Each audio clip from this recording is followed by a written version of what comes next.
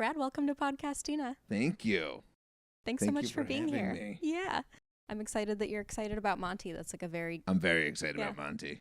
Are you happens kidding all me? the time. We both have big hair that people want to touch. You're both gingers. We are both gingers. What's it like for you being a ginger? Oh, yeah. Cool. Understood. Yeah. I'm so glad that we had our little moment. I hadn't seen you in a while, and then we ran into each other and had the world's most awkward hug. Yeah, it was a bad hug. It was a really bad hug. The problem is that there's one, you don't think about this part of hugging, but you want a hug to be where two people walk up to each other and their heads go to like the opposite shoulders, right? And so that their face is like maybe a cheek graze. But what we did is we went to the same side and then our heads folded into each other like psychos. Like it was like thwonk. What makes me so happy about that interaction, though, is that there's a version of me that would not have addressed it, and that at least I'm in a place now where I'm like, that was weird. We need to call it out that was weird. I'm proud that you called it out. I thought about it, but I was like, was that weird enough to call out? Because it was one of those ones where you're like, I think that was weird. I mean, we both like, this is your like, yeah. It wasn't a great hug. No. It was probably the worst hug I've had in years. Well, at least it was memorable. Yeah. Because usually when a hug's bad, it's just kind of underwhelming. Yes. This one was wrong. It was it was so awkward. It was a crime against God. That's so true. For the purpose of transparency, because I'm like, oh, Brad's coming over and recording with me. We're going to be laughing and giggling. My face is like frozen solid right now. I just Really? had some work done. Okay. What are we talking? Just some Botox? Some Botox. Some I had Phillies? some Phillies. What do you get filled? I got my lips filled. Okay. Yeah. Oh, they look great. Thank you. Great lips. Today's the first day I have full range of motion. I'm now trying to. So it was really bad before. It was pretty frozen solid. My forehead still, though, like I can't. I'm kicking the shoes off so I can go farther kick the back shoes if I off. need to. Yes, Okay, please here get we go. cozy. It's a cozy This space. is better. Can you tell when people have had work done? No, I mean I can. If it's like this, I would not have been able to tell. Yeah. This is an elegant amount of work. But when Thank you. somebody gets a ton of, I can obviously tell. Mm-hmm. And then, but your face is. Can you go like this? No. Is that you trying? This is as far up as they go right now. Oh my god! Yeah, Should I get some work done? I can't bring them together either because she put Botox right here. Oh yeah. Now I see. I mean, now I see. Now it. I can't. Yeah, now I can't. What do you think? Have you had work done? Well done. Yes, that was a. Wait, were you hiling? Was he hiling? Just. He's got to be Jewish because I'm his mother. Oh, that's true. Yeah, that's how it works. I understand. I was thinking about like, Lauren Sanchez. I was trying to write a joke about it. Jeff Bezos' wife of like how bad her work is. It's a lot.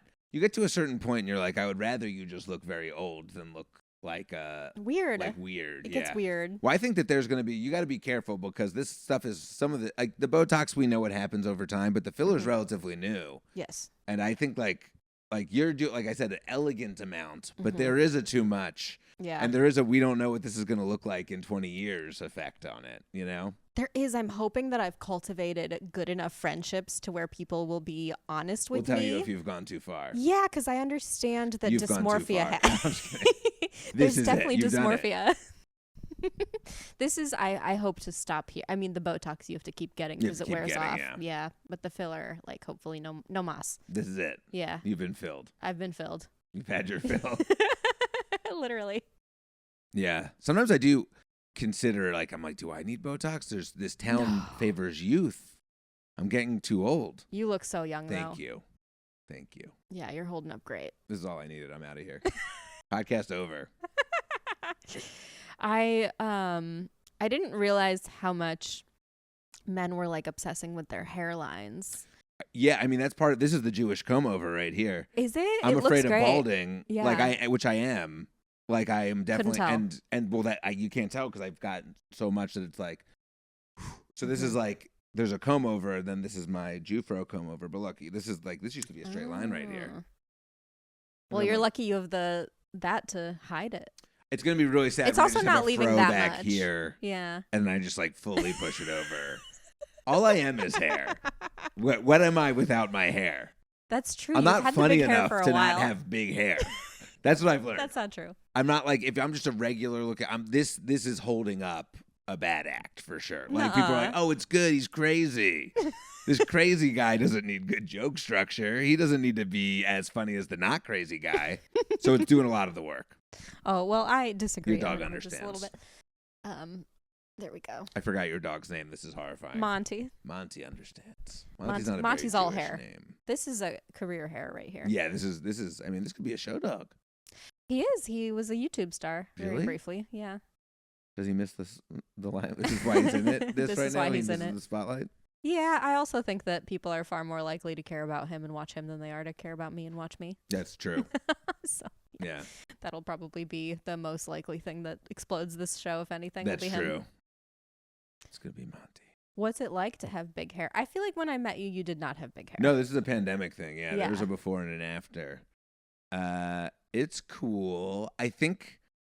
Here's the thing. I think I was better looking with short hair, but I'm funnier looking now. And as a comedian, Mm-hmm. you got to make a choice. Like I used to walk out on stage and people would be like, "Okay, who's this guy?" Mm-hmm. And now I walk on stage and people are laughing before I even open my mouth because like he looks like a clown, you know. So there are pros and cons. Like I look in the mirror and I'm like, this is ridiculous. A lot of days, and I'm like, I still see myself as, you know, that short-haired guy. But yeah, I get stopped on the street a lot. Really? Oh yeah, What did people say? great hair. Or a lot of black women trying to trade hair tips. Truly, like so, I would say about once a month, I get stopped on the street by a black woman trying to, especially when my hair's looking really done, when I've like conditioned recently, and then they'll ask me what products. Okay, now I need I bet that the doesn't happen rundown. to you. What's the routine? I don't have much of a routine. I just use this Inner Sense conditioner sometimes. I wash my hair. Now that my hair's longer, I've learned I wash it less. Mm-hmm. Who That's knew? the thing. Yeah, women knew. Yeah, women knew. I guess. I do understand why there's like a trope behind like I have to wash my hair, like Yes. being a thing. I It's get it now. It's a job. It's a process, right?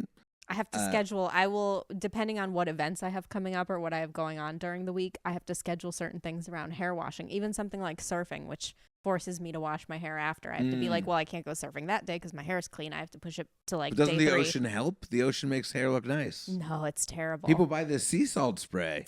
They do, but you have to wash it out. It's especially like You the do? LA nasty Oh, ocean like water. the Yeah. ocean water, yeah. It's not like if I'm in Costa Rica and I'm surfing and I'm like, whatever, I'm going to have beautiful surf hair the rest of the day. Here, it's like, oh, I better wash Yeah, LA you were County's pee out of my hair. That's fair. You were like in toxic waste. Mm-hmm. But it is like a whole thing. So what advice have you gotten from these women that come up to you in the streets? Women who come up to me in the streets, by the way, it's always black women or old white women. Those are the two. That's my target demo, I guess.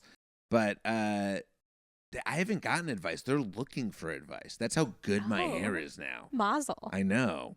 But like I wouldn't say that this is like I'm looking at the little Manda right here. I wouldn't say now's the moment that I should be bragging. But there are times where this looks good. Well, you're lucky to have curls because curls are when people don't, and I get that it's like a grass is greener conversation that's been had ad nauseum, but I don't. I have like a weird mixed texture hair, so it's like curly and wavy on the bottom, and then flat on the top, and then I can't do anything. Mine's wavy on the bottom, curly on the top, so it does create it's weird. Yeah, I get the two-tone thing, the two textures. it must be a Jewish thing. It must be a Jewish thing. Yeah, No one could cook us right. lucky Oof. us. Shouldn't have said One person could cook us one person could cook us right. Oh my God. Unrelated to hair, but related to Hitler Hitler, jokes. My friend, I was just home in Cleveland, and she's in like the only improv school in Cleveland. I mean, sounds like a sad country song. The only improv school in Cleveland. But you know, the yes and nature of doing an improv show. They were doing some kind of like World War II commercial themed show, and it was 15 minutes long, and she was the only person who didn't have a role in the scene, and the person before her goes, and here comes Hitler, and then she like had to be Hitler. Pretty cool. Yeah. It's a good time for that. It's a good time for that. And a woman who was on a different improv troupe who was in the audience was so offended that she ran out of the theater and quit. She quit. Uh-huh. I mean, I think it's always good when someone quits improv. An angel gets its wings. It's like, I think it's always good when someone quits comedy. Too many people doing comedy. That's so the true. sign of the end times. Yeah, I think so too. I wonder what the uptick is, just the individuality complex, like social media making it so accessible. Like it does feel like there's 100 times more comedians now than when I started. Yeah, it just gets more and more, and they just get younger, and that's why we get our faces done. That's right. Me and you. Yeah. Although now, and granted there's exceptions to this, but career comedians who've been in it for a long time seem to not be making it, quote unquote, making it till like their 40s now. It seems like it's getting pushed out further and further. Yeah, it's so hard. I'll talk, like, we'll get in conversations like this, and I'll talk as if I know anything. Mm-hmm. But like I know, I'll be like, yeah, this is what the industry is like. But it's like, I have no idea what's going on at any time. I'll be like, I guess I should download TikTok. And people are like, yeah, it's 2025. And then, but I do think that there's like a thing where there are like so many people who are like famous and then start doing stand up because they got famous on like doing like little comedy things on their phones, Mm-hmm. And then so there's a ton of that. And there's people who I know have been doing it forever and suddenly like get a little bit of a following. It's all over the place. And then there's me with my little 9,000 followers, very loyal. Most of which who follow me because they know I used to be a producer on The Bachelor. Well, take them where you can get them, right? And then they get very confused when I post comedy. Are you getting any kind of audience from doing the Fast and Furious, the musical? No, I mean our musical. So for your fans. Yeah, who know I love Fast and Furious. Who knows she loves I have a full-length Fast and the Furious musical parody, and I don't get any fans from it, but the show does well. So it's not like a thing where it's used to like boost me individually. It's like me and my friends who put it on with me, we all like as a show have gotten a following. I mean, we were thrilled. We got written up. We got a review, our first ever review. We've run this show for years. First ever review, Motor Trend magazine. Nuh-uh. Pretty cool. That's great. What theater piece can say that? Yeah, none at all. Yeah, I love fuck Motor you, Trend. New York Times. We got Motor Trend. How did this come about? Like, whose brainchild was it? It was me and my buddy Joey. He was a pop writer, and I was a comedian, and we both kind of got bored at the same time. And I had been begging him for years. I was like, maybe this comedy music that could happen. I can't sing, I can't write music, but he and I came together. How many times can I say together in one sentence? But as a duo, we got together to write one Fast and the Furious song, and at the time, this was probably like 2018 when we first wrote the song, or 2019, and we were like, we're going to make a song that takes you through all the Fast and the Furious movies, and we're going to put it on Snapchat. That's how long ago it was. We were going to put it on Snapchat, and then the next day, we wrote another Fast and the Furious song because we had so much fun. And then we were like, well, we have two Fast and Furious songs now, and neither of us has a Snapchat account. So we just decided to write the full musical. Yeah. How do you even begin to undertake? Because when I saw it, I was like so impressed at how involved it is and how many details you have. I mean, like the costumes, the sets, like it's so incredibly intricate. So what did it look like to get all that together? Yeah, it's a horrifying amount of work. Like if I knew how much work it would be to put it up and to do all the things, I don't think I would have done it. We were just dumb. We were like, we're going to make a musical. And then we started writing it. And then before we had finished writing it, we started casting it. And then we cast it. And then we're like, okay, we'll pick a date. And then we booked the theater and we weren't even done writing it yet. And so we're like, we have to finish this thing. And so when you have that, all of a sudden, yeah, you're like, oh, I guess this thing needs costumes. Oh my God, everyone's bald in the Fast and Furious. We need someone to make everybody bald. Oh man, it's like, and so all of a sudden you're just like spending thousands of dollars and using all of your time, using all of your favors from friends to build things. But it's so much work. It's crazy. Shows, but I mean, for what it's worth, like obviously I'm biased, but I'm like, oh, this is my favorite musical. Thank you. It's just so fun. And for someone, it's fun for people that don't, because I was going with a friend who has seen the movies, but is not like me, a crackhead who's in line on like opening day for every single one. For a fan, it's like insanely enjoyable, but for someone that hasn't seen it, it's still like just a fun, silly, like lighthearted, entertaining musical. Yeah, we wanted to make it so that you didn't have to, you had to be like aware of the franchise, but you didn't have to be like, you're a rare bird. There's like very few people who like through all the. It's not like Star Wars where there are people who are quoting every line, know every character. There are people who just like, yeah, we like this. And then there's you, who's a psycho, who is a super fan. But so we were like, we need to make it accessible for other people because the people who are like you, who are wearing a Fast X shirt right now, thank you so much. I think they're rare. But it's still like a multi-billion-dollar franchise, Right. and so people do love it. Yeah. But it's not like Harry Potter, where people are watching everyone 10 times and That's why I think it's such a unique thing to go after, because there's been, I'm sure, Harry Potter knockoff musicals. Yeah, and there's been a couple. Star Wars spin-offs and things like that, where it's like you picked a lane that obviously this is a multi-billion-dollar franchise. People are seeing it. Like they keep, there's a reason they've cranked out 11 movies. Yeah, no, I'm seeing it. I mean, I've seen every one. Yeah, me too. I've seen it, well, obviously multiple times. So where are you at in your love for it on the spectrum? Here's my thing with I'm very curious what this next one will be. The golden age of, besides the first movie, the golden age was like when The Rock first showed up, like 5. Agreed. And 6. And then, like, I don't know what I feel about when they become super self-aware. Like around 9, where they're like they're doing all this meta commentary on the franchise. But I still go and I have the best time ever. So I'm still happy and hopeful. Like, I'm really curious what this next one will be. Because Vin Diesel, God love him, cares about the franchise so much. Yes. And I think he really is trying at every turn to listen to the fans and just give the fans what they want. But that can be such a stressful thing. Because, like, instead of just, like, being on this artistic journey of making the thing you want to make, he's trying to make everybody I really think Vin Diesel is trying to make everybody happy. Yeah, I agree. By the way, Vin Diesel, my dream guest, my number one for this podcast. I mean, he's my I want dream him friend. so bad. Yeah. Are you kidding? To spend a day with Vin Diesel would be incredible. Yeah. Dinner with anyone living or dead, Vin Diesel. Vin Diesel, agreed. I might, maybe there's a better choice, but I'm sticking with that one right now. Same, sticking with that too. That's so true, because I specifically remember going to see 9 and thinking that there was, not that they're literally breaking the fourth wall. So close to breaking the fourth wall. So close to doing it, where they're intentionally giving you those. Like, I got so excited they brought back the orange Supra. I'm like, oh my God, the orange Supra. Yeah. Like the homage. I know. The cast from, Tokyo Drift being in it. I was like, oh, this is incredible. Loved that. Yeah. I loved that. My only problem was, like, I was like, it felt like they, and also being someone who parodies it, once it starts parodying itself, I'm like, do we even have a place in this world anymore? I'm like, once they're calling it out, why am I calling it out?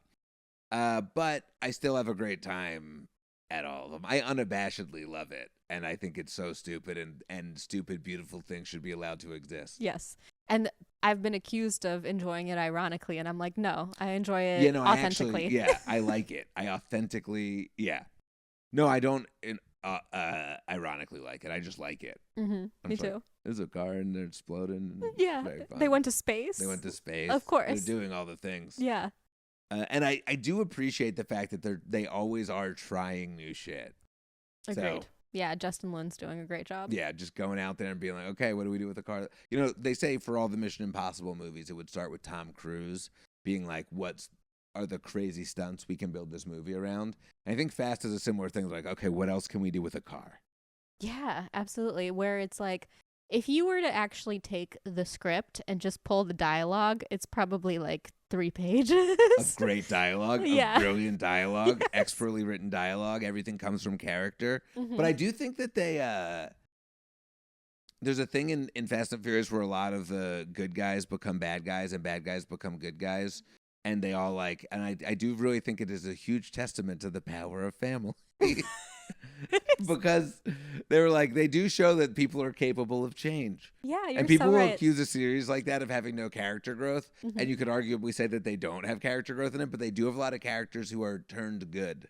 Yeah. Via the power of family. And I think that that's a magical thing. But to one of your songs in the musical, Letty, nothing ever happens with Letty. She's like the one-dimensional character. Well, they all are kind of also. It's like all of the things. That's why it's so confusing. The series. You're like, oh, this is like really deep and dynamic. And then you're like, no, it's not. And you're like, but maybe it is. Although I should correct myself, I guess, because she does have an arc in 6 when the brainwashing kind of goes away. Yeah, exactly. A big arc. Mm-hmm. I just love it so much. I'm so sad because they continue to push off the date of the release of the final one. It was going to be in April, and then it was supposed to be April of next year. And I was like, let me make travel plans around it because I always have to like see it with my brother. I got to make sure I'm like in town. It fully feels like they might be going like Heart of Darkness. Like, what is this supposed to be? We said it's the end. Yeah. You know, I think they might be losing their minds. Probably, because now they're saying like maybe 2027, and I'm like, yeah. And they're like, it's going to be 2 more movies. Like they were like, because at first they were like, well, we're making the final movie. It's Fast X under like 2 parts, and then now they're maybe like, maybe it's 3, maybe it's 4. It's like you can keep making sequels. Just do it. It's true. If that's what makes you happy. And that will keep me from having what I'm certain is like going to be an existential crisis for me. If the last one actually does come out and it's like over, I'm going to have to like process that. That's going to be hard for you. Yeah, it is. Because it's been such a constant. If you're a fan, I mean, since 2000, this is the year of 9/11. This first movie came out. I think it was just before 9/11. Yeah. Yeah. So that's going to be like. I'm glad I brought that into. Yeah. I mean, we've talked about the Holocaust. Originally, when we wrote the musical, since it was like because our musical has its own like fan fiction-y story to it as well. But when we originally wrote it, it was just going to be a pure parody retelling the whole series, and it was going to start with a kid who had just woken up from a coma, and he was going to be like, "What happened the last so many years?" And then they were just going to be like, well, actually, and then tell the story of Fast and the Furious, and that's what had happened X number of years, and the musical was going to end. And by the way, this was just in my head. My partner never agreed to this. But then the last song would happen, and the kid would be like, great, what else happened? And then they would tell him about 9/11. That's good, too. And then the thing would end. Because the first Fast and Furious movie came, so if he hadn't known about the first Fast and Furious movie, that means that he was asleep in the coma before 9/11. Oh yeah, you're so right. So we'd also have to know about that. Be a lot to catch a person up on. Yeah, that's for sure. Oh my gosh, I don't know what. I'm gonna have a difficult time with that. So I'm kind of glad they keep pushing it. But what I'm thinking is like, what are they gonna do with the son as the actor keeps growing, and then it's like technically. Fast X paused in the middle of like a calamity, and so it's like if they come back to the rest of that scene and the kid has like now gone through puberty, what's that all about? I didn't even consider that. They're probably doing some medical things to keep him looking the same age. Or they're gonna CGI him like they did with Paul Walker in 7. Well, they're talking about bringing Paul Walker back. Yeah. Well, with CG, I mean, which is better now. They're gonna AI Paul Walker in. Oh man, I don't know how I feel about that. Yeah, I don't know. I don't love them. They did a weird, interesting thing in the universe that when Paul Walker died, they decided that they weren't going to kill him off in the universe, that he was still there. Well, because you can't kill characters off in the series. They always come back.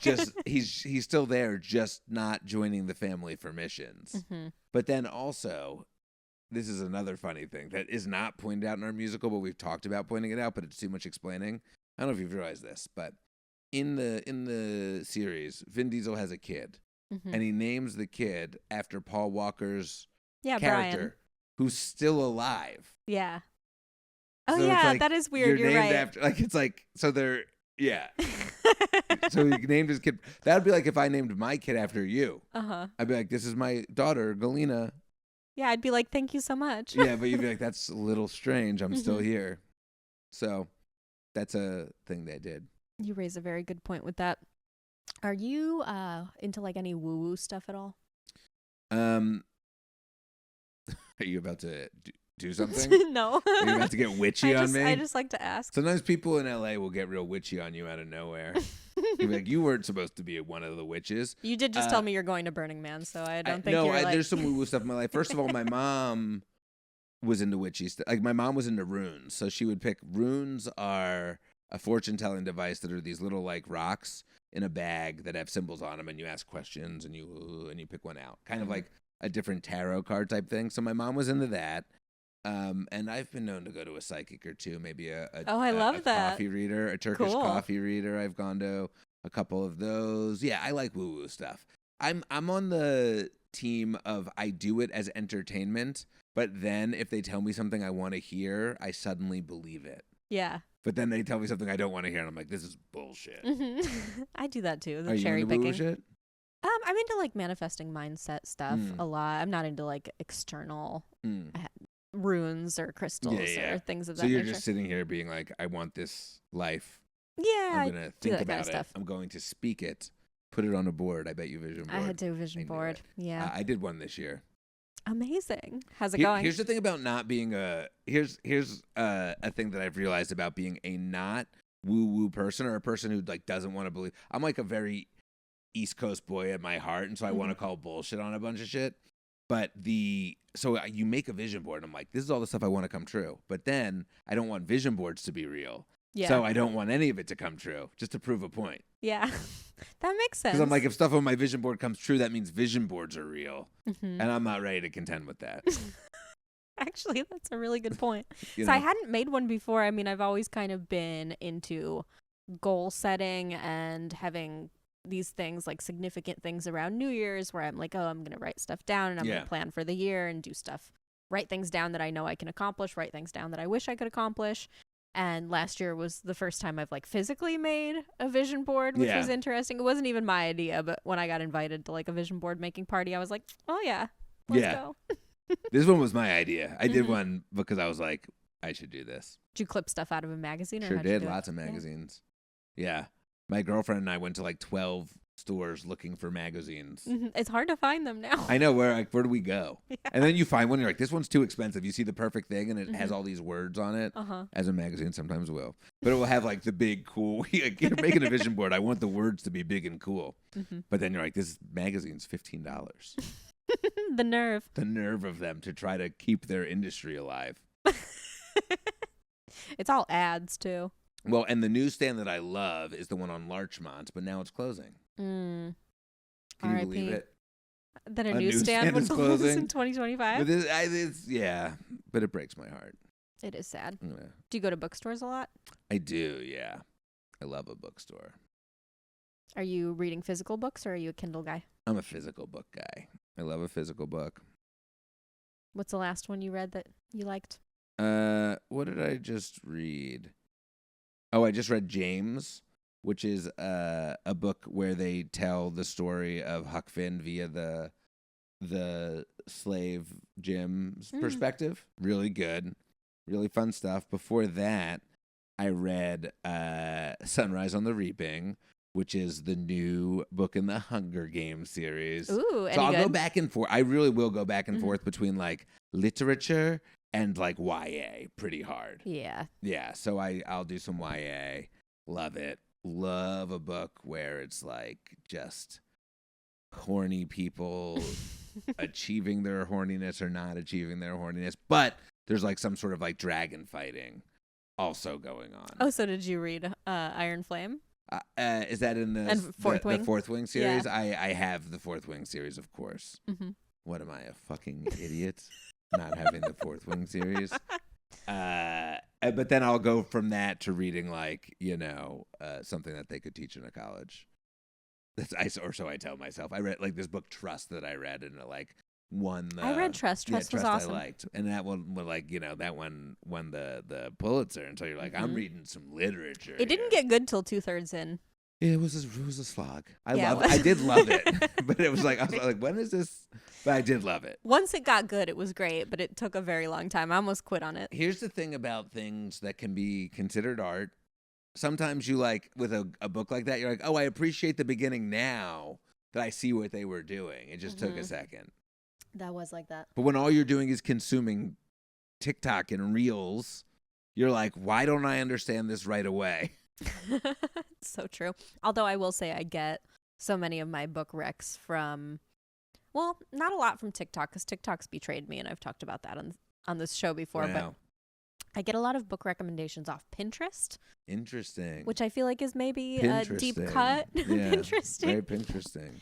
Because it has time and time again, like given me some really amazing recommendations. What I do is I wait for a book to show up multiple times on my feed, and I go, there's got to be a reason that multiple people are including this in their lists of things that they want to read, and it's been how I've found some of my favorite books. That's great. I mean, that is an old me. That's like me being like, I get mine from LiveJournal. Like, I get them from eBay's recommending all my books to me. But no, I think that's, you got to have your, I have my people, like, obviously Amy Silverberg. If she recommends a book, I trust it.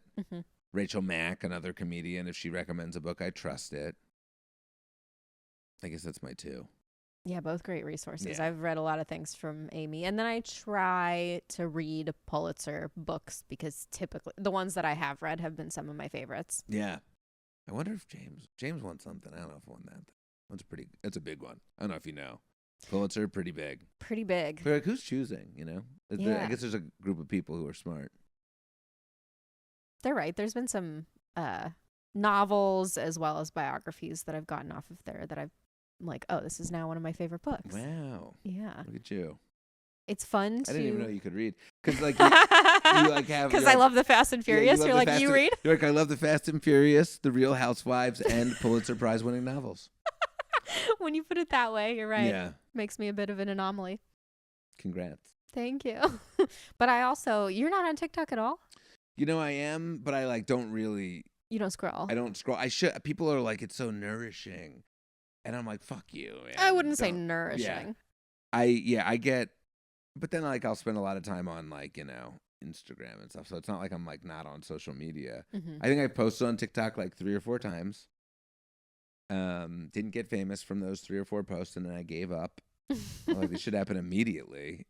And then I don't go on it. It's not in my repertoire of things that I immediately go through.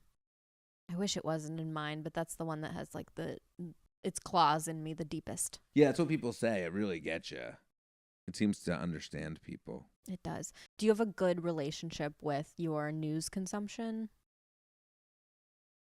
What? No, of course. Are you good at, are you doom scrolling? Are you reading, I guess Threads is the new Twitter, but are you taking in a lot of negativity? How do you kind of filter that? I try to stay informed. I tend to go on news. I will go through headlines and stuff, and then I'll go read some, think pieces on those. I found that when I get a lot of news from Twitter and Threads, I feel horrible. Yeah. But the world is horrible. The world is objectively horrible right now. And probably always has been. I think we just have more access to the atrocities right now. There are horrible things always going on. We just see them now. So that is a good thing about social media is the awareness. But, it's fucking awful. So I have it depends on the day. But I try to, I'll find myself doom scrolling, and I'll be like, this is not productive in any way. You catch it, and you're like, all right, I'll catch it, and then I'll, pivot. go look at sports. Sports are good, it feels like you're reading the news, but you're just looking at numbers. Good, bad, good, bad, good, bad. Which sports are you following? All of them. Yeah. Not all. The big, baseball right now, by just casual, Philadelphia sports. So, Phillies, Eagles. I don't know if you've heard of them. Congrats on the Eagles. Yeah. The Sixers, not so good. Those 3 are what I follow. The Eagles have been doing well for a while. Yeah, so pretty happy about that. I know so little, but I can say that. We don't have to talk about it. They're it's like the Dragons in Fourth Wing, but they have a little ball. Well, that I did read Fourth Wing. Yeah, what were your thoughts on it? The first one was really fun. The second one was not great. Yeah. All of them, all of the kind of books now just eventually descend into people fucking fairy type creatures. Yes. Which is it can be cool, great sometimes. I don't need that in everything. Yeah. But it is crazy how much that speaks to people. Very fucking that is. I mean, I went through my phases with the vampires and, Yeah, vampires. Well, the vampires are an interesting one. Why is that sentence we don't so fuck funny? A vampire. Well, vampires were sexy, right? And then they were unsexy. I would argue when I was a child, pre-Twilight, the only vampires around were the Count on Sesame Street. Yeah. And Count Chocula. and they were not sexy vampires. No. Like they were like bah. And then we got bah. our paths. And then all of a sudden, vampires are sexy again. Like they really had to come up. Yeah.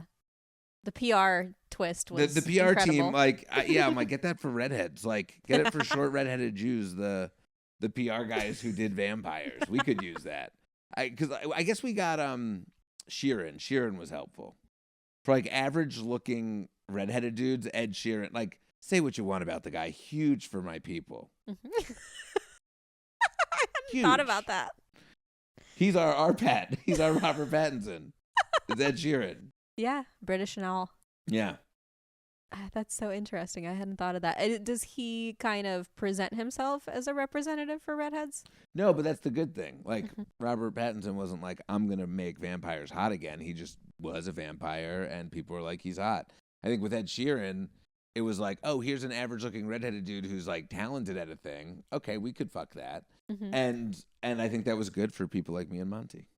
Has there been anyone since him? Oh, God, I got to think. I'm sure there has.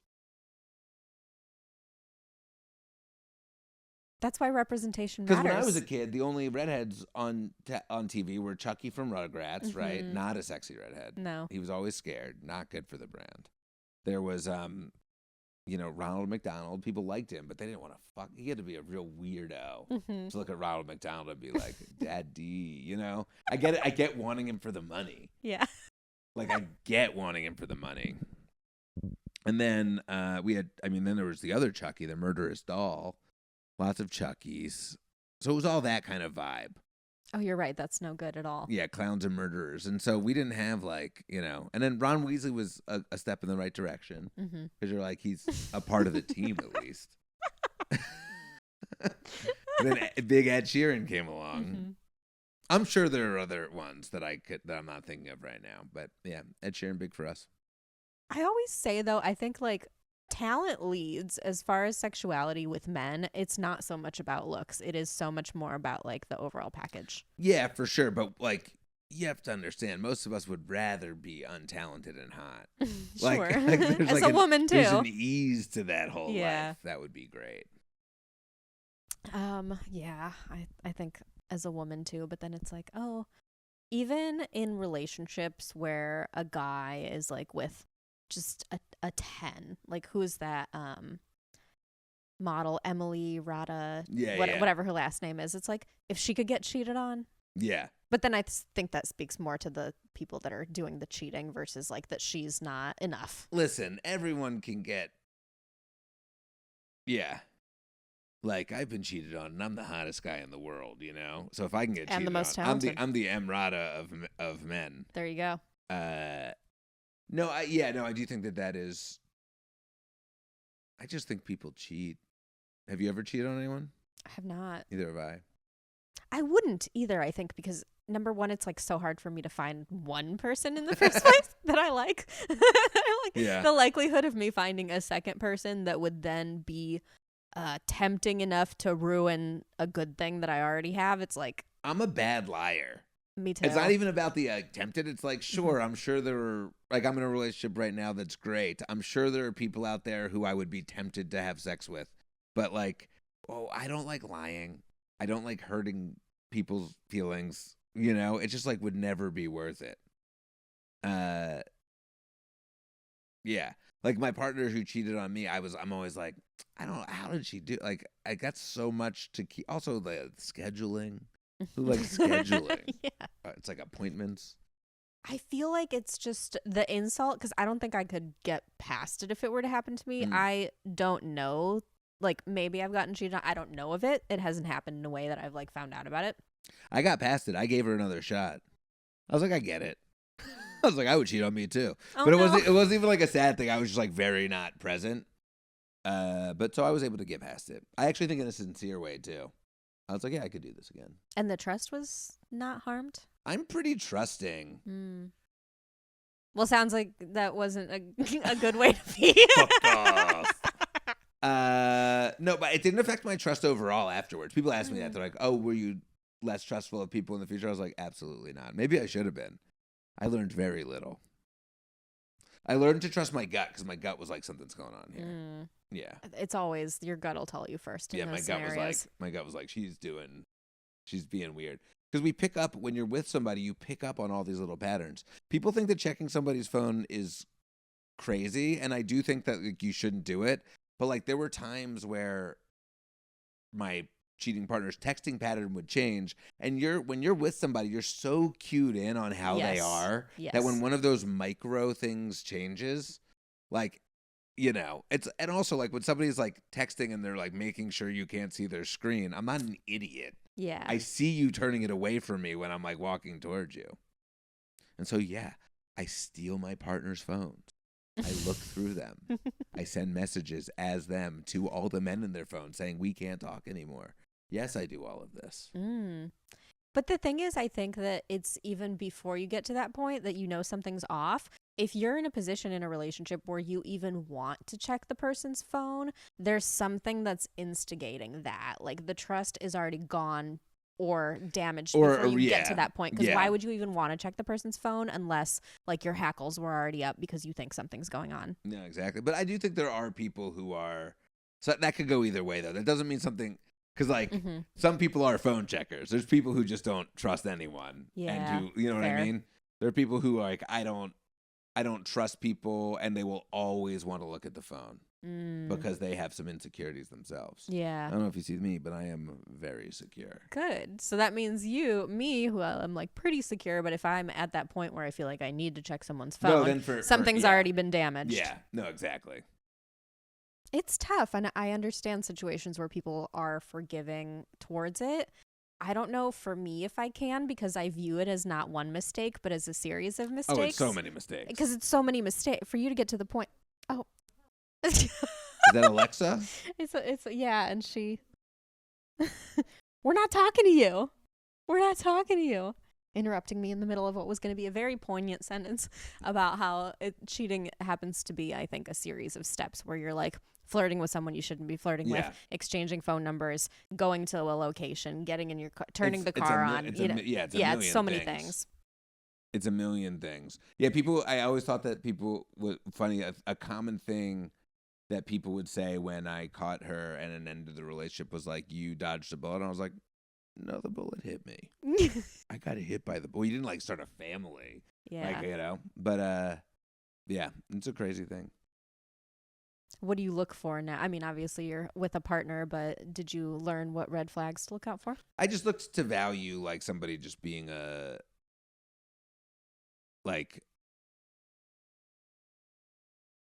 it's a good question. I think it's like you just value trusting a person so much more. You're like, there's all like, which seems stupid to say, but you're like, that's the only thing that really, that's the base right there. Is like, can I trust this person in so many different ways? Can I trust them with my heart? Can I trust them to drive a car? Like, it's like, can I trust them with my like, with day to day in life? There's so many things with the trust thing, but just like being like, yeah, I know this person's a good person. Like, there's other people. I've been with people who I'm like, I think they're an okay person. They're fun. Yeah, they're really fun. But you get to a point where you're like, fun is not gonna, make it long term. No, fun's not gonna make it long term. My current partner, not fun. No, she's also very fun. It's the trusting does end up being this like multifaceted thing though, because I always say, I'm like, well, I'm looking for someone I can trust, not just in the fidelity sense, but can I trust you to like take a full course of antibiotics if you get sick? Can I trust you to walk my dog and pick up his shit? Can I trust you to like get somewhere on time? That all involves trust too. Yeah, and I always think of it, well, first of all, the number of women who I've talked to who are my friends who are like, I'm dating this guy, he has 14 cavities, and he isn't getting it taken care of. Isn't that crazy? I'm like, yes, dump him. Yeah. If he's not getting his fucking teeth fixed, there's a problem. Absolutely. And so like, totally on those things. That was a real conversation I had. The other thing with the trust thing is like, can I trust you? Like if we have a child, right? Let's just say, because I'm at an age now where I'm like, if we're together, there's a good chance that that's where this might head, So my partner and I'm like, if we have a child, I trust her to like deal with all that. Because Right. I am not going to be in that child's life. And so I need somebody who can handle the child, teach the child, and then I take credit when they do good stuff later. Yeah, that's true. You got to be able to trust somebody with a child if you're looking for that. Are you want kids? Probably. Why Yeah. not? Yeah, why not? Who else am I going to drown in the tub? No, I'm kidding. Yeah, no, it seems fun to me. People are like, oh, kids. I'm like, I don't know, it seems fun. I'll fuck them up. They'll complain about me. Yeah. It'll be great. I was talking to my aunt while I was home, and she was kind of trying to sway me because I had I was like vehemently anti-kids Yeah. until my nephew was born. Yeah, I get it too, and I think if that's the correct, nobody should be forced into it. It is not a decision that should be made lightly. I disagree. I think people should be forced. I think our best people should be We need forced. more workers at McDonald's. Exactly. The economy needs more kids. They just can't be immigrant kids. They have to be born here. That's right. But I had changed my mind, and I was like, okay, I'm at the age where I need to freeze eggs and like do all that type of decision making. And she was like, you can't give them back. She just kept saying it. She like looked like I had just told her I was trying to invade a country or something. I mean, like the color drained from her face. Because she doesn't believe you should have children. She not even necessarily. Also, she's raised 2 kids. Yeah, she was like, you don't want this. So she's like, you got to be careful. It's not as fun as it looks. And I go, I don't think it looks fun. Yeah. I don't think it looks fun. I think like moments look fun. Yeah. Overall, it looks pretty hard. Yeah. What am I doing? I know. That's kind of where I'm sitting at. here on a couch right now. Yeah, podcast. It's middle of the day. Yeah. We have time. I have time for a kid. I could raise a kid. The difference is I would just be like, yeah, I can't do this right now. Uh-huh. I got a kid, he needs to eat or something. What kind of parent would you be? I'm going to hit him a lot. Very abusive. You got to give them something to overcome so that then they can be a triumph. Uh-huh. Yeah. That's true. So. What do you think made you funny? Is it like a self-defense mechanism? Yeah. I also think that like. I can't imagine that a redhead was bullied at all in your youth. Yeah, I was lucky. I was lucky to get bullied by older kids, but not kids in my. I was like very popular in my grade, but so I had that like to build up my self-esteem and stuff. But then older kids would bully me, and that was scary because they were bigger than me, and so like they would give me shit. But I had the comfort of like, because I feel like redheads you're gonna get made fun of no matter what. If you're a guy, if you're a girl, you might skip it. But as a redheaded guy, you're gonna get made fun of no matter what. And I found that some, especially in college, you would find people, and some of them would be, there was 2 types of redheaded guys, funny or angry. I am both. I'm funny and angry. I'm funnier when I'm angry. But yeah, no, I was lucky to be very gregarious and like funny. But I would meet these guys in college who'd be redheads, and we shouldn't hang out together. Like, I don't know if you guys know this on the podcast, but we're in Hollywood right now. And so when I used to audition for things, sometimes you would get called in. Oh, just a room full of redheads? A room full of redheaded men is the most disconcerting thing you've been in your entire life. I'd walk in and be like, this is unnatural. Like, it's so weird.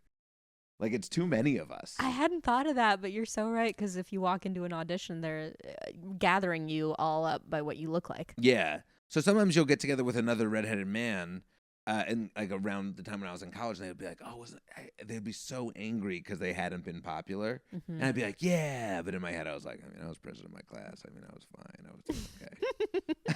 I was pretty fine. I had friends." President of your class. So you were into politics. I was political. Yeah, I was like Trump. What'd you campaign on? Well, I hate. I was like, this school, like, I really felt like there was a disenfranchised group of white people in my school, at my majority white school. And I was like, no, I don't even remember what you campaign on. I was just like, I'm going to be great at this. Yeah, like better snacks in the vending machine. Well, here's what, yeah, exactly.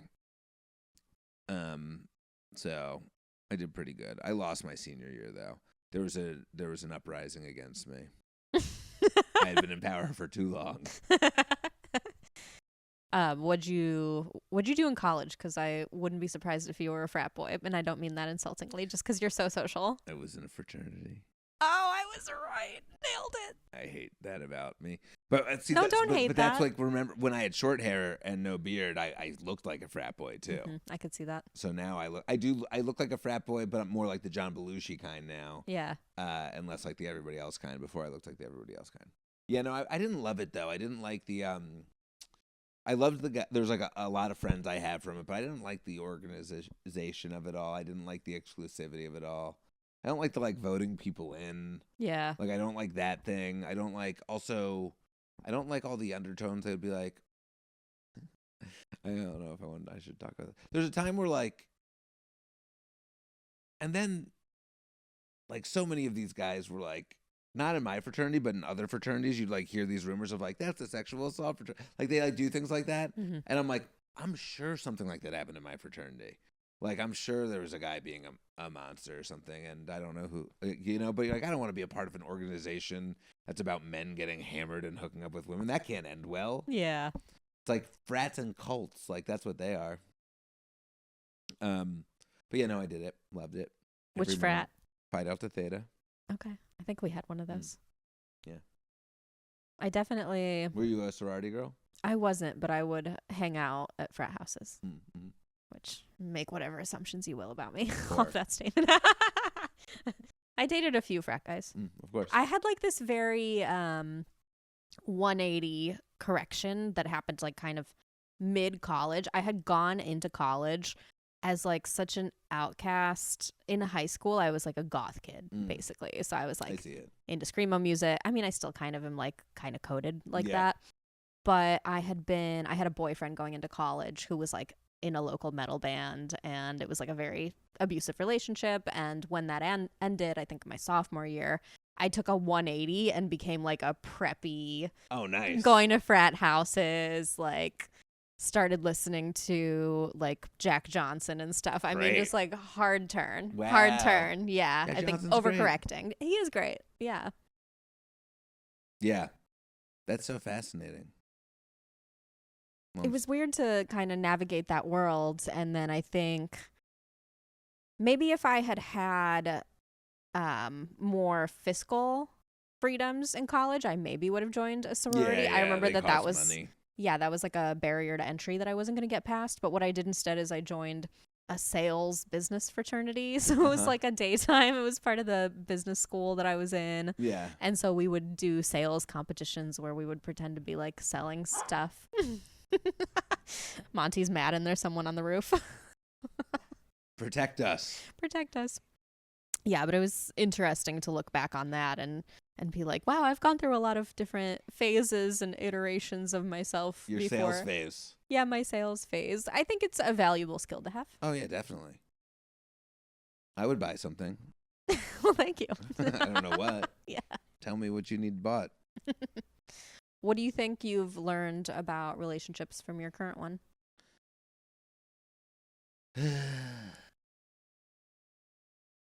I love getting a healthy man's take on how to be in a relationship because I'm very kind of openly anti-red pill and trying to fight against that, even though none of those men would ever listen to me. Yeah, no, I mean, I think it's just like that it takes work. I think a lot of times when you're younger, you just like want it to be the perfect fit and you want it to be like a romantic comedy and you want it to be like, oh, we're just so perfect for each other. And my partner and I are really, really great for each other, but we had a lot of issues and we went to couples therapy. Good for you. Because we were like, we think it's worth trying to see if this thing works, but it takes a lot of effort and it's a lot of like knowing your bullshit and knowing like, I'll be like, okay, this same thing happens. Like you could be the type of person who's like, okay, this thing happens in every relationship. Fucking women are crazy. Or you could be like, same thing happens in every relationship. Maybe it's me, you know? And so couples therapy is great. I highly recommend it. I think people need to stick it out more when they're unhappy in a relationship. Like, because there's different levels of unhappy. There's like, I'm in a horrible thing that's like actually bad. And then there's just like the like, oh, we aren't getting along right now.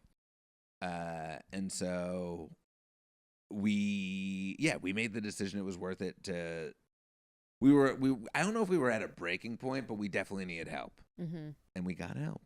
Incredible. Our little therapist. And she saved us. I don't know. Yeah. But I do think that like the thing that I learned was that effort is real. Like there's benefits to it. I think a lot of us believe that relationships are supposed to be easy. And I think just those don't are think people that that's haven't been in true. relationships. Yeah. I just don't think that's true. It's hard, but it's worthwhile. Mm-hmm. And I'm so happy to be in a good one that like benefits my life.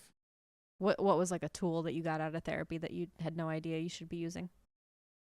I got tools for self-soothing. I am quick to anger, so I got tools to like walk away and not keep fighting. And so that's a good one. And just to like, what other tools did we get? I mean, you just get better at listening to the. It's kind of like when you write, like you don't look for the note, you look for the note behind the note, and that's kind of like being in a conversation with a partner. It's like it's not what they're saying. What are they actually saying? What are they actually? And I think just realizing that it's all like stupid bullshit that we've all heard, but just realizing what shit you bring in and like why, you know, I get really annoyed when somebody takes too long, you know? And it's like being like, okay, maybe that's a me thing. And you know what I mean? That's like a little thing. But I definitely think the tools are like learning to kind of have a Google Translate for your partner and be like, the thing that they are saying, especially as men, we're so fucking stupid. We're just like, the thing that they are saying is the thing. And it's never the thing that someone's saying. It's always the thing behind what they're saying. And so just understanding that's really helpful. That's huge, and that's really good advice, because listening, you are a genius. I read a book recently about listening better, and I was like, oh, I thought I was good at it. I was not. Yeah, you become way better at listening, and you become more. I'm not a deeply patient person, and you become patient. Like that was a tool I got, was to be patient with like other. And this is a tool that served me outside of the relationship too. Just being like, other people are gonna move through their feelings at a different speed than you are. So for me, if you like wronged me, which you have many times, and that's why I'm here today. But if you had wronged me, if you apologize for it in a way that I deem satisfactory, I am genuinely over it most of the time. I have learned that that is not true for a lot of people. Yeah. So like, for example, in a relationship, I could do something stupid and bad, or bad's the wrong term, but I could do something stupid or hurtful. And I'd be like, okay, I'm just going to own it. And then she will be over it immediately. So I would own it. Because that's your barometer. Because that's mine. And so I would own it and be like, here's what I did and why. Here's what I've learned. And here's why it won't happen again. And I'd be like, and we're better. And then she'd still be upset. And then that would like knock me off my axis. I see. I would be like so confused and upset that she was still. I'm like, what do you mean? Then I'd be mad at it. You're still fucking upset. I just said the thing.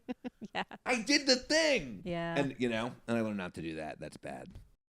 That's a great lesson. Or unhelpful. That's huge. That's not helpful. Unhelpful. That's Ooh. not helpful. Oh, what a therapy term. Unhelpful. Yeah. Because you're not supposed to say it's bad. Yeah. I like that. I've been therapied. That's a good thing. I've been in therapy for a long time. I think everybody. Thank God. I don't believe. I don't believe anybody shouldn't try it. There's an interesting thing with couples therapy too, where you see your shit. Yeah. You get you watch them get therapied. Like you're getting therapied together, but you see there's moments where it becomes more about you and moments where it becomes more about them. And so watching my my girlfriend get therapied in front of me, you then are like understand what to do for yourself. It's so interesting because you like see them like take it in and the lesson and how to apply it, and then you get this almost like crash course in what to do for yourself. And I found that helpful too. Oh, I like that a lot. I've talked to some couples therapists on this show, and I've gotten some interesting. As someone who is like chronically single, yeah, I'm so excited for my next relationship because I feel like I've learned so much, and I'm like, let me just test this on some poor soul. Are you on the apps right now? I am, but the apps are god awful. Yeah, I enjoyed them. I just had a guy on Bumble ask me to take him to the emergency room. He said that that's how we could bond, that I should drive him like an Uber to the ER. He was joking? That's a bit? No, he was serious. He had this guy, I guess I should have started with this. One of his first messages to me was like a minute-long voice note about how he just got in a terrible accident. He totaled his Camaro. He broke his ankle, and the hospital only gave him Tylenol. And then he goes, and the truth is my passenger is not okay, so I'm not okay. So he told me his fucking passenger died, and then he asked me to take him to the hospital. Oh, my God. Yeah. And then I was like, I don't really know how to I was like, well, I hope you have some support. That sounds terrible. I'm like thinking, why are you fucking talking to me on Bumble No, I right mean, now? that's crazy. That is so crazy. And It's then crazy that you didn't help this poor man. he followed up with sending me a picture of his leg in a cast, and then another voice note about how he's waiting in the parking lot because the pharmacists are all out to lunch. And I'm like, sounds like you have a lot on your plate. And have you unmatched him? I haven't, because I felt so bad. I normally would unmatch someone when they're like being unhinged, but thankfully he just kind of stopped messaging me. But I didn't know what to do with that. On Bumble. Oh, that's right. Yeah.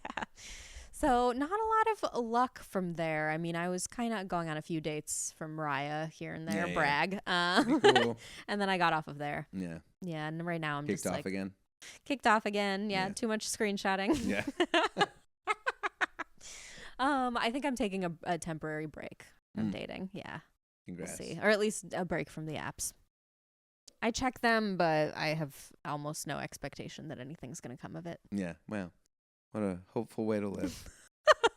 I know. I'll just freeze my eggs and family plan at 60. That sounds great. Just kick the can down the road. Yeah. Throw those eggs in another lady. Yeah. She'll have the baby for you. That's right. There's options now. Yeah. Doesn't have to be me right now. Yeah. It could be anyone. I'll do it. There you go. My dominant brunette genes will handle things. The fuck does that mean?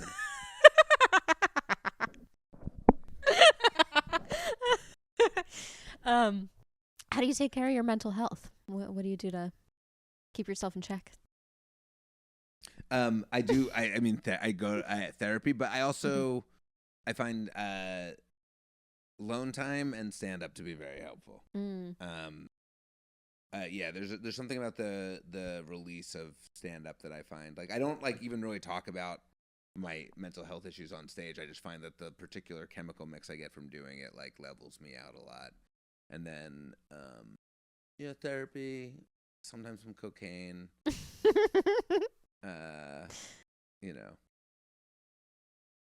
We spa, Korean spas. Helpful. Ooh, nice. Love the Korean spa. Love the Korean spa. Love the Korean spa. My mom loves Korean men. She only watches K-dramas now, and my mom calls me up and she's like, "These Korean men are so hot." Your dad, I take it, is not Korean? No. He doesn't love these conversations. Is he mad about it? He hasn't said anything, but I'm sure he's not thrilled. What do you do when you're at the Korean spa? I get naked. I sit in the bath. Sometimes there's like the hot tub, the medium tub, the cold tub, the steam room, the sauna. But sometimes I'll pay extra and get a body scrub, and that's when a Korean man washes me with these special gloves that gets all my dead skin off. But yeah, I'm paying him. It's like I'm a king. Yeah. A king for $30, and this man washes me. I love that place so much. Me. Which rooms do you like in the middle section? I like the hottest room, the super hot room. I like the clay ball room. I like the cold room. The other ones I like, but they're not. Those are my favorites. Yeah. Right there. Agreed. I like the restaurant room where you buy the food and then eat the food. It's just such a lovely thing for people that don't have it. It's just like, I was so nervous about the nudity the first time I went, and you just immediately are comfortable and accepting of it, and then it doesn't matter at all. It's amazing how quickly the fear dissipates. Yeah, exactly. I've gone with friends, and I'm like, listen, we're seeing each other's dicks today. Yeah. And I know that's not a thing in our culture, but it's okay. Are you still friends with them? No, they have weird dicks. I can't be friends with a guy with a weird dick. Do you know I ran into... Well, I had talked about going to the Wii Spa with Amy. So we had already kind of... Yeah. We had established that we would go together, so it was already fine. And then I just so happened to run into her there while I was there with my mom. So she met my mom naked. Wow. And that was fun. Yeah, it is fun. Yeah. That really bonded us. Yeah, it's great. She's seen your mom's tits. Mm-hmm. What a wonderful thing. Yeah. It's just so nice to go. And I think what is especially nice about it is it forces you to put your phone away. Yeah. There's not a lot of things that... No, it's true. No phone. I'm so bad. What's your screen time? So many dicks. What? My screen time is bad. Is it? Yeah. How bad? You're willing to say? How do I look? Oh, probably settings. Screen. You don't get those alerts every Sunday that tell you what your average? Oof. What's your daily average?